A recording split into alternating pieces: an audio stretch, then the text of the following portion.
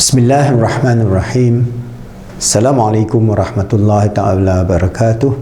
Alhamdulillah Rabbil alamin. Wassalatu wassalamu ala asyrafil anbiya wal mursalin wa ala alihi wa sahbihi ajma'in. Alhamdulillah, we are continuing with our research on Islam Heart of Love, of the nature of our existence and what are the axiology of Islam, the ontology, epistemology of Islam and so on, which will integrate with nature of consciousness and understanding and so on. So in the previous video, I have given you some idea of how we're going to go to the circles of unity. So as we go along, we would then understand. First, we're talking about unity of the Ummah, and one of the bases that we can use is the Amman Declaration, where more than 200 alim and ulama from all the various schools of Islam, the Ahli Sunnah wal Jama'ah, the Salafis, the Sufis, the Shia, and many other schools, they come together and we can develop a unity of the Ummah, opening our hearts with the heart of love to all various ideas from competing schools. Doesn't matter. As I mentioned, we can take the best of Salafism, we can take the best of Sufism and bring it to the center. No doubt, 90% of the Muslims, we are Ahli Sunnah wal Jama'ah within the framework of the four schools. But even within the framework of the four schools, we must be flexible enough to be able to understand the nature of the existential question of the existence of the civilization itself. This 21st century is very critical. What we do now will affect the future of our children, our grandchildren, and our great-grandchildren. And maybe at that point, maybe this civilization may collapse if we do not take something to act on. So we have this unity of the Ummah, and expanding the unity of the Ummah is unity of humanity. So Islam must be the deen of love, the deen of peace, the deen of forgiveness, the deen of justice, and the deen of gratitude. So we develop the Ummah based on the unity from internally. Our Ummah, we radiate this beauty out to the world. So when we radiate this beauty, then people will see the beauty of Islam.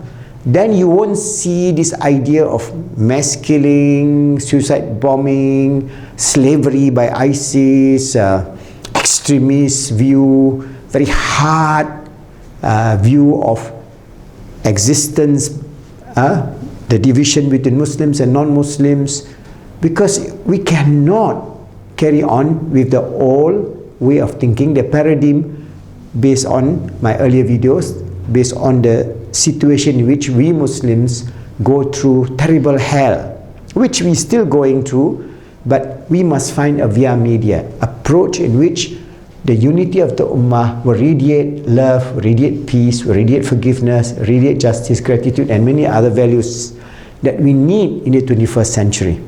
Because if we do not do that, this unity of humanity, then it will be a free-for-all.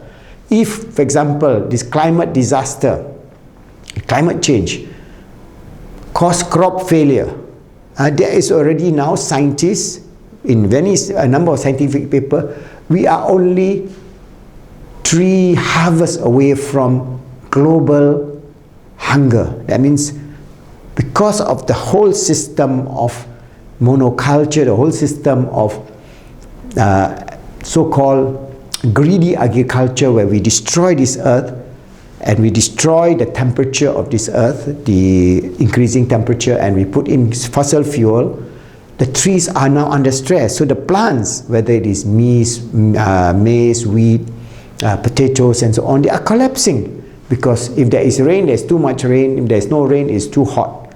So they cannot adapt genetically to this new situation. So we are 3 harvests away from global hunger. So what happened when there's global hunger? You mean only the rich will have food and the poor will die of hunger? If that is the case, then maybe billions of human beings will die, and within that billions, many of them will be in the sub-Sahara, for example. They are Muslims. Many of them will be in India and Pakistan. There are Muslims and non-Muslims there. Many of them will be in China. Many of them will be in Southeast Asia. Many of them will be in Europe. Where are they going to go to? So this is an issue in which our theologians must be more open with the heart of love.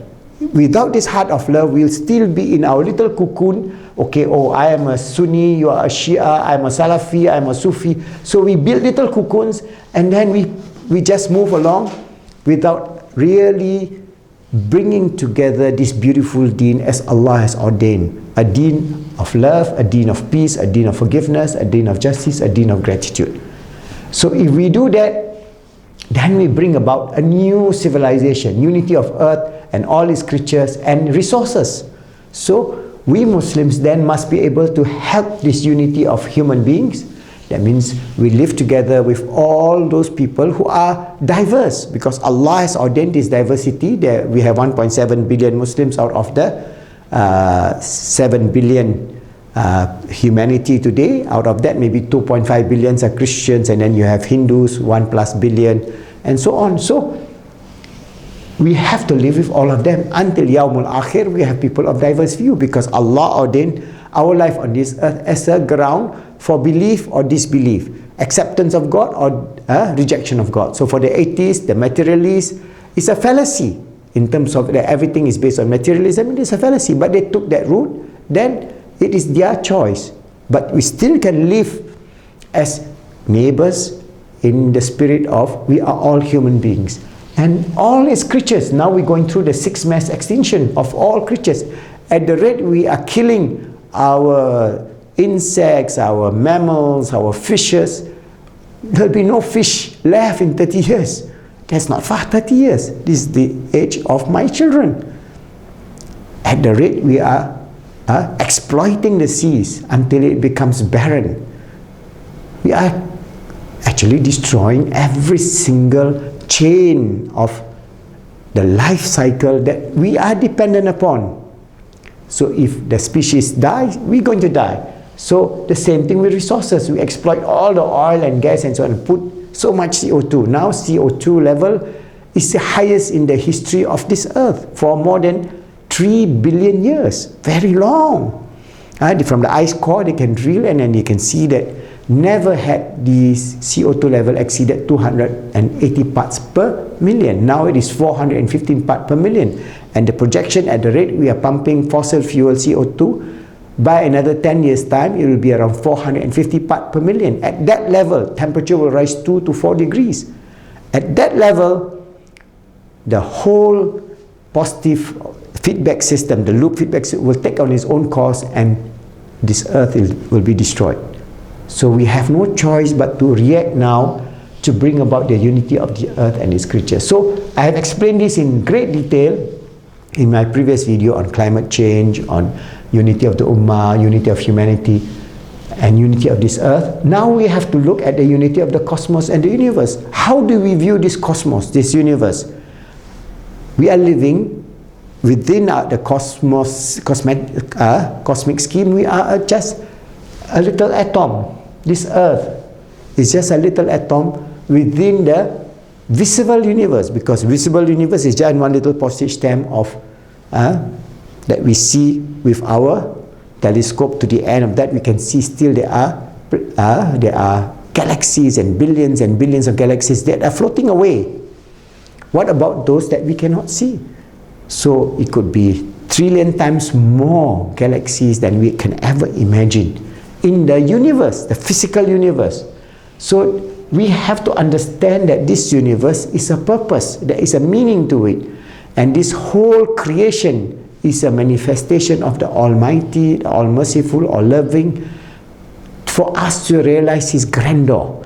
Every moment He manifested the splendor of His grace, His mercy, His compassion, His love, His creativity, His power, absolute Jamal, the beauty, and Jalal, His strength. Alright?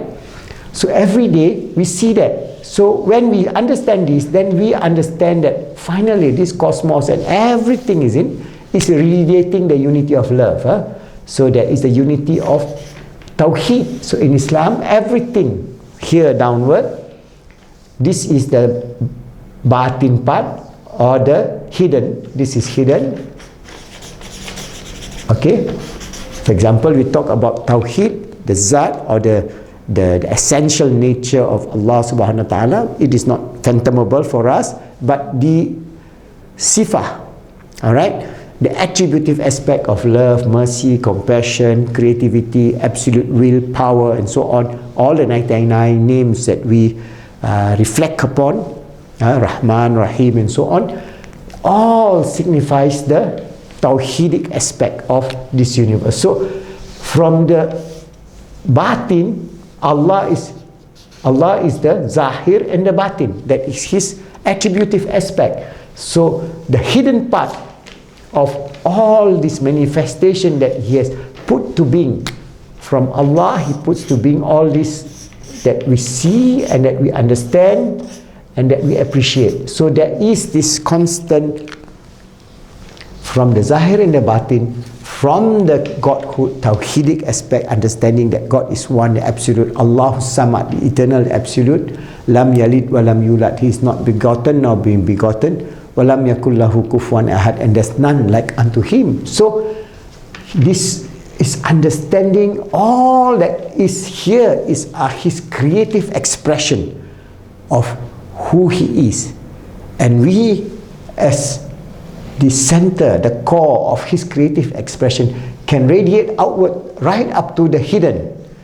At this higher level is the seer, the secret, in which we are only those who have traveled experientially. The great scholars of Islam, Imam Ghazali, Maulana Rumi, Ibn Arabi, and many great scholars of Islam. There are many, maybe millions of purified souls who have transcended this understanding of this unity of the cosmos to understand the batin, or the hidden reason of the existence of this universe, and the physical manifestation that we see in the Zahir. So the batin and the Zahir is always there, and constantly Allah is renewing His Jalal and His Jamal over this whole universe. So the awareness of understanding this unity of the cosmos, this cosmos at a higher level, could be the awareness that this cosmos is not just a dead cosmos. Allah tells us about the awareness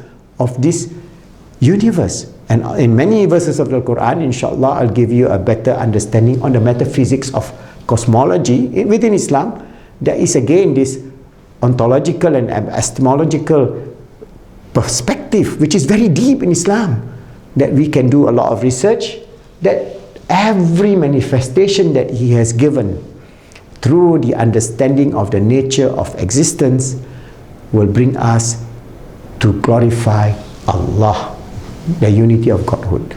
All that is we see within the realm of the cosmos, of the earth, its creatures, its resources, of humanity, of the ummah, all reflects back towards the grandeur, the creative, the absoluteness, the mercy, the compassion, the Ghafoor, the forgiving, the Wadud, the loving God, who put us here to realize His grandeur, to worship Him, to understand Him, and reach a level of mutual love.